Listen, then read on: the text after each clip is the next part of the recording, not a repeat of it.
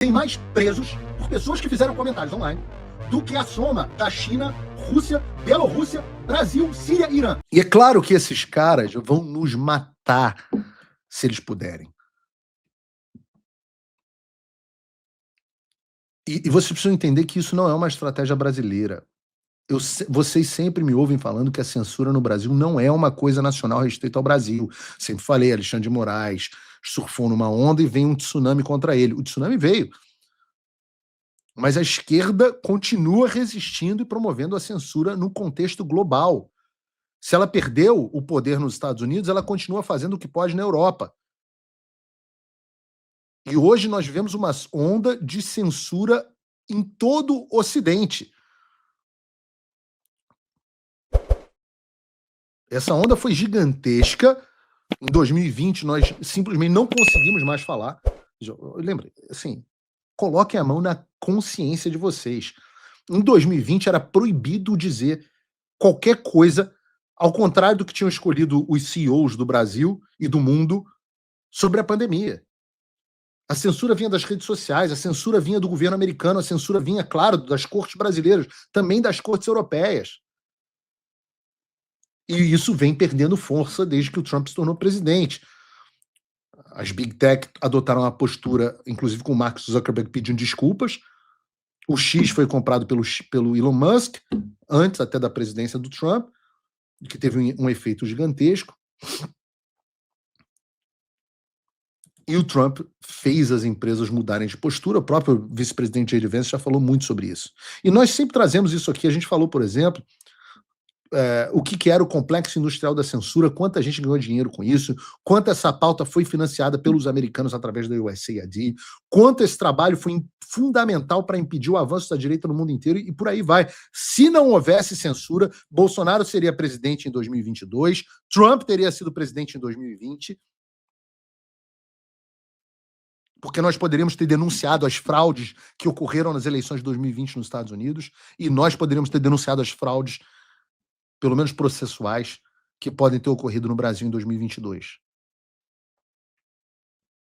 Mas vejam, bastou a esquerda ganhar no Reino Unido e o Reino Unido se tornou o berço, cara, o Reino Unido, depois de 12 anos do Partido Conservador no poder, uma bosta de Partido Conservador. Por quê? Porque o Partido Conservador britânico é aquela bosta de conservador de gravatinha borboleta, que muita gente quer no Brasil, não tem esse componente nacional populista, que foi muito mais trazido pelo Nigel Farage, e fizeram um desastre do ponto de vista econômico e migratório no Reino Unido, e a esquerda voltou ao poder com o primeiro-ministro Starmer.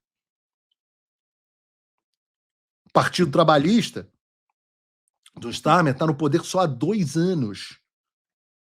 Mas nestes 2 anos, ele conseguiu fazer com que o berço da ideia de liberdade de expressão, né, o berço do iluminismo britânico, naturalmente, o Reino Unido, tenha se transformado hoje não só em chiqueiro dominado por muçulmanos em várias das principais cidades, mas também, coincidência, um dos piores países do mundo quando o assunto é liberdade. E eu acho impressionante que isso não seja quase discutido no Brasil. Sempre que dá, eu trago isso para a pauta. A gente já mostrou aqui no programa vídeo de pessoas sendo presas em casa por coisas, pela polícia comum, por coisas que elas falaram nas redes sociais. E teve gente que, quando eu publiquei, dizendo que era fake news, que era mentira. Pois bem, vejam o seguinte gráfico que foi compartilhado até pelo Elon Musk no X. Hoje, no Reino Unido, há mais de 12.183 pessoas presas por comentários que fizeram online. Vejam que loucura, o Reino Unido, o país autor moral e intelectual da noção de liberdade de expressão, tem mais presos por pessoas que fizeram comentários online do que a soma da China, Rússia, Bielorrússia, Brasil, Síria e Irã. Eu não estou de sacanagem, isso é real. E olhando esse gráfico, você vê também que a situação da Alemanha, e a Alemanha tudo bem, porque o alemão adora violar direitos humanos e liberdades individuais, né? Então tá tudo certo, pelo menos não chega a ser exatamente uma surpresa. Mas o negócio é que esses são os caras que falam que a direita é fascista. Os caras que jogam 12 mil pessoas na cadeia por comentários que elas fizeram nas redes sociais. E aí o fascista é o Bolsonaro, é o Trump, é o Milley. E isso é um fenômeno que, caso a esquerda continue ganhando as eleições na Europa, e a bosta do parlamentarismo é que, e há quem defenda essa merda pro Brasil, a bosta do parlamentarismo é que ele foge completamente, ele torna quase inviável o movimento nacional populista. Você precisa de partidos e não de pessoas, e aí você precisa formar maiorias, sempre com o centro, então você não tem uma visão majoritária liderando o país, então não tem como ter movimento populista, nacional populista dessa forma. E a situação é muito séria e tende a se agravar porque a União Europeia já aprovou 2 regulações sobre liberdade de expressão e discurso online das redes sociais, etc., que são os famigerados Digital Services Act e o Digital Markets Act. Né? É o DSA e o DMA. São projetos de lei que regulam o seu direito de falar nas redes sociais e regulam como as redes sociais devem funcionar, como que elas devem operar para não serem censuradas, o que você pode ou não fazer sem ser preso, com multas gigantescas para as redes sociais se eles não cumprirem. E se isso soa familiar para você, entenda, isso é exatamente o que o PT, o Alexandre, o STF, as agências de checagem de fato querem para o Brasil. Não tem nada de novo, eles estão copiando essas legislações de todas as formas, tentando trazer para o Brasil. Então, sim, você tem muita razão para estar com medo. Porque tudo isso que nós conhecemos como liberdade, dando por garantido, isso desaparece na mão da esquerda. A gente viu isso na pandemia, mas está vendo no Reino Unido. São 2 visões. Quando a gente briga entre Tarcísio e Lula, entre para não termos essa visão globalista invadindo o Brasil, quando a gente bate no peito para dizer queremos Flávio Bolsonaro como candidato porque ele representa a nossa visão de mundo, é contra isso que a gente está lutando. É para impedir que o Brasil também tenha 12 mil, e não, nós tivemos aqui mais do que isso perseguidos pelo Alexandre de Moraes, mas uns 2 mil e poucos presos. Imaginem 12 mil, imagina o tamanho da lei da anistia, que a gente já está tendo que brigar por ela, ou dosimetria, ou o que quer que seja. Então a gente está falando de consequências reais para a sua vida. Quando a direita ganha, é diferente. Existe alternativa. Veja o caso da Polônia, por exemplo.